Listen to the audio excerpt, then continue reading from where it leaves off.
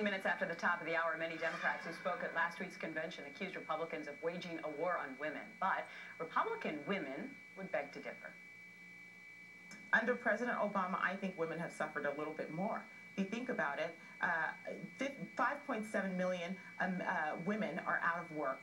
We've gone from 7% unemployment to 7.8% unemployment.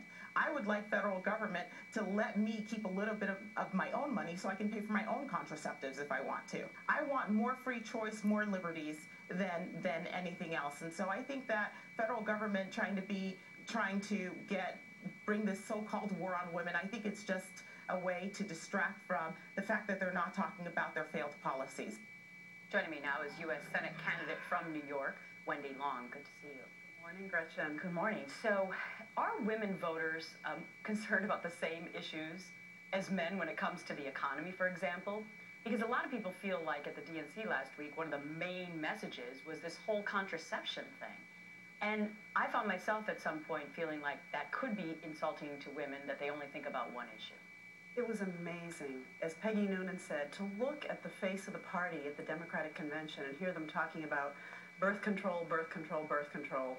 It was just amazing. It was so out of touch. And this whole phony war on women thing is such a manufactured issue, as your other guest was just saying, to distract attention from the very poor record of the Democrats on jobs and the economy, which is what women really do care about. There are well over 5 million women out of work. And that doesn't even count their husbands, their children. That's what they're concerned about. You know, we don't have a birth control problem. We have a spending control problem in this country.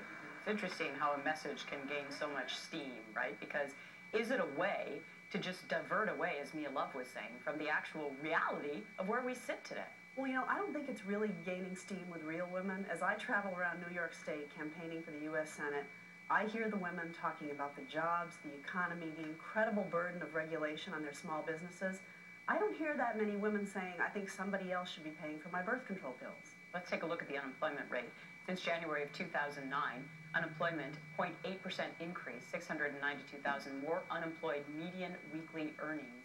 That is unchanged. So in general, women are also facing the same unemployment crisis. It's not just men.